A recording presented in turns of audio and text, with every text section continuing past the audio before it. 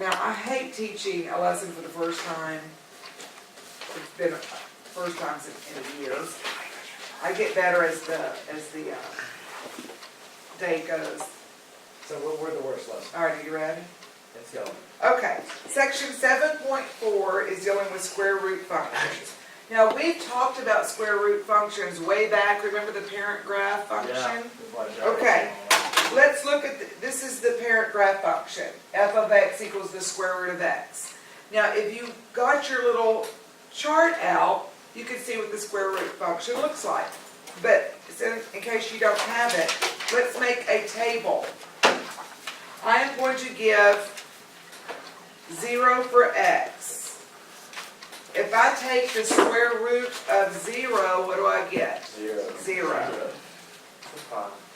Let's give x a value of 1. What's the square root of 1? 1. I don't want to give it 2, x2, because is square root of 2 a perfect square? No, I'll get some decimal, which is not bad, but it's easier if we keep the whole numbers. What is the next perfect square? 4. So the square root of 4 is 2. And then the next perfect square is 9. And the square root of 9 is 3. Okay, so let's graph. Make sure on your graph, put arrows at the end of your x and y axis and label your x and y axis, please. No way. Plot 0, 0, 1, 1, 4, 2, and 9, 3. Now this is a curve.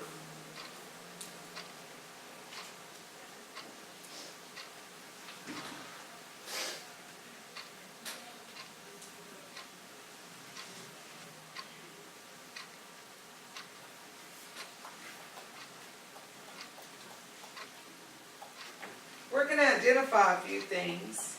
The initial point is, where does the graph start? This is the initial point right here, which is 0, 0.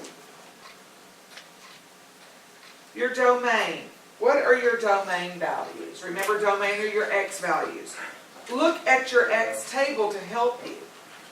Did we pick any negative? Did we pick any negative numbers? No, because can you take the square root of a negative number? We get imaginary numbers, and we don't graph imaginary numbers. So can you pick negative numbers? No. So your domain is 0 to positive infinity. And is 0 included? Yes. So we're going to have a bracket. And then the range, same thing. We went to 0 to positive infinity. Now this is what's called the parent function. We're going to do things to the parent function. Up here, look at the top of your paper. This is the formula. F of x is equal to a, and remember a is the number in front of your function. It is either going to make your graph larger or smaller. Do y'all remember the HK? HK is your endpoint, which they called it the initial point. They called that the initial point.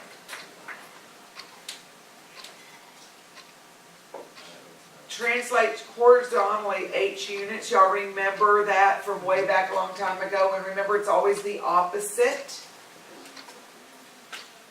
So when it's a positive, you go to the left.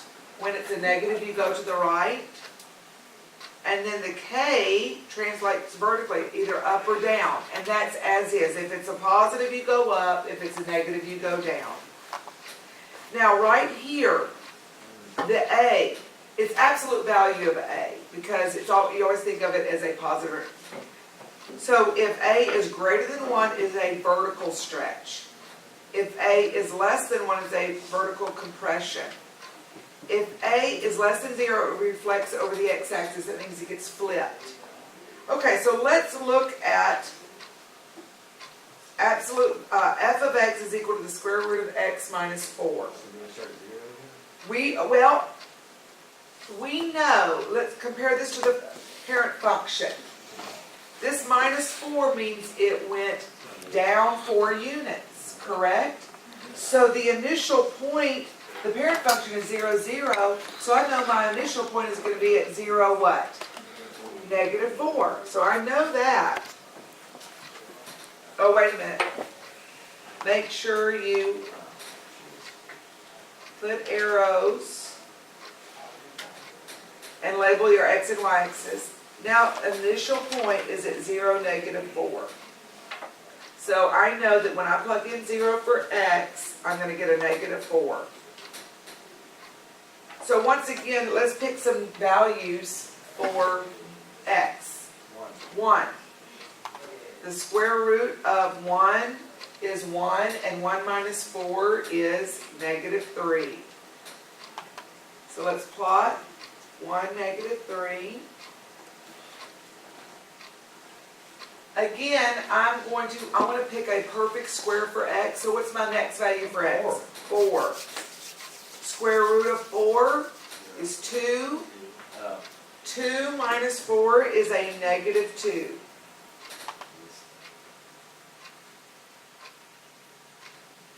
And then again, I am going to pick a perfect square of 9. Square root of 9 is 3. 3 minus 4 is a negative 1. So this graph has the exact same shape as the parent graph. It is just down 4 units. So let's identify some things. The initial point is 0, negative 4. The domain. What values were we able to plug in for x? All the positive numbers, correct? So how would we write that? 0 to positive infinity. Now look at your y values. What I would do is slide your pencil. It started at this point right here, which is what? Negative 4. So my range is negative 4 to positive infinity.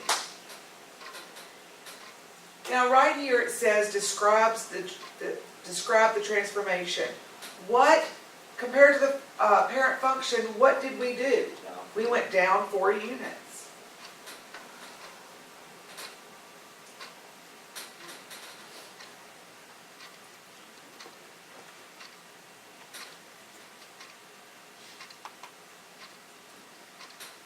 Okay, let's look at the third one. F of x is equal to negative square root of x plus 3. Now notice, the square root of x plus 3, the 3 is inside. So is that a slide to a horizontal or a vertical? It's horizontal. It's to the right or to the left. Remember, it's the opposite. So which direction is it going to be? To the left. So I know that my initial point is going to be 0, it's going to be negative 3, 0. From the parent graph, we went over 3 units. Again, put arrows at the end of your x and y axis label. So I know that my initial point is negative 3, 0. Now, what did this negative in front do?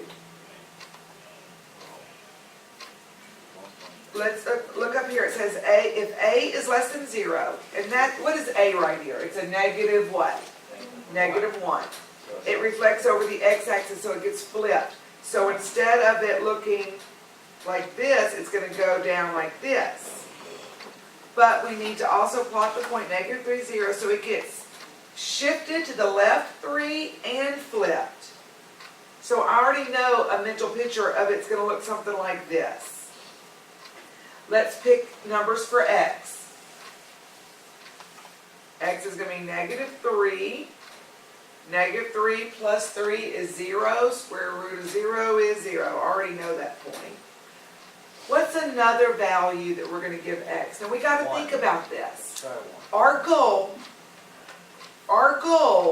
is we want to be a positive inside this radical. And we also want it to be a perfect square.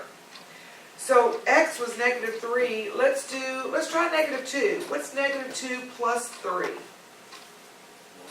1. So I'm going to pick -2. -2 plus 3 is 1. Square root of 1 is +1, times that -1 outside is a -1. If we put in -1 right here, we get -1 plus 3, we get a square root of 2. That's not a perfect square, so I'm not going to pick -1. Let's try 0. If I put in 0, what's 0 plus 3? 3, square root of 3, that's not a perfect square, so I'm going to skip that. Now let's try 1. 1 plus 3 is 4. Yep, that's going to give me a perfect square. So 1 plus 3 is 4, square root of 4 is 2. 2 times that -1 is a -2. Let's go ahead, I'm going to stop and plot.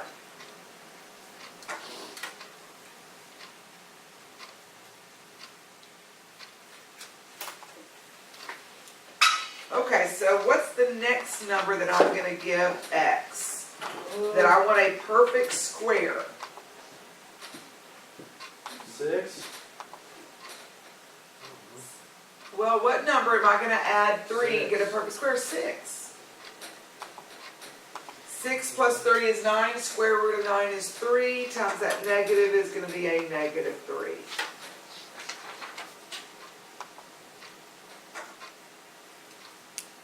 And there's my curve.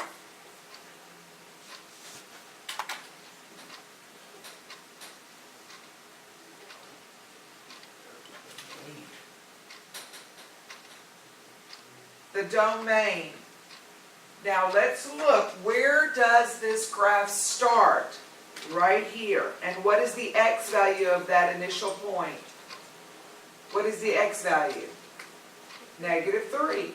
So what is my domain? -3 to +infinity. And the range. Again, you want to slide. Now this, we went in the negative direction. So as it's going to the right, it's also going downward. So it goes from -infinity all the way to what? All the way to this point right here. And what is the y value of the initial point? 0. So it goes from -infinity to 0. Is 0 included? Yes, so we put a bracket. So what was the transformation? There were two transformations. It's a translated left 3 units.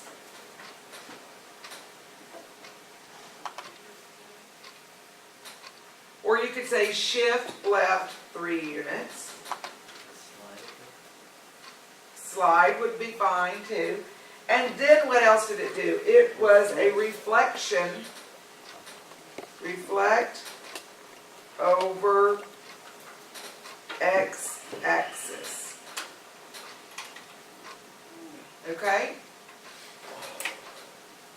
Okay, now let's look at the fourth one. Now before we even pick values for the x, let's try to see if we know what it's going to do, kind of get a mental picture of the graph. What is this 2 going to do? It's going to be a stretch. It's going to make it fatter. And the +1 is a shift to the left 1 unit. Okay, so what is my initial point going to be? Do you think? It's going to be, I think it's going to be -1, 0, right? Because the left, this does not change anything with the initial point. It just makes it fatter. But my initial point is, this 1 tells me to scoot it over. Oh, don't forget to.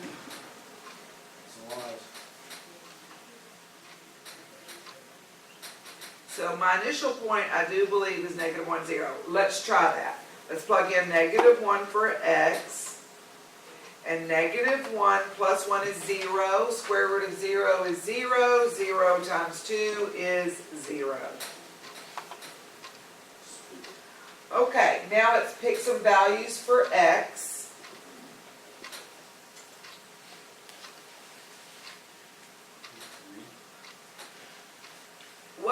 another value we should plug in for x that we're gonna get a perfect, we're gonna add 1 and we get a perfect square root? 0.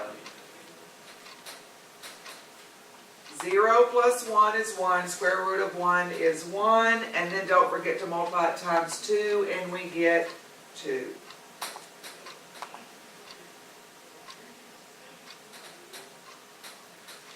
What's another value we're going to plug in for x? 3.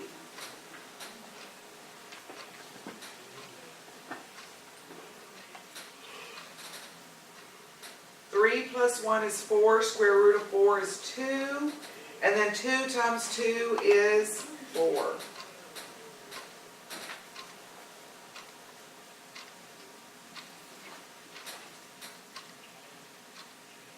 And then what's another value we're going to plug in for x that when we add 1 we get a perfect square? 8. 8 plus 1 is 9, square root of 9 is 3. And then 3 times 2 is 6.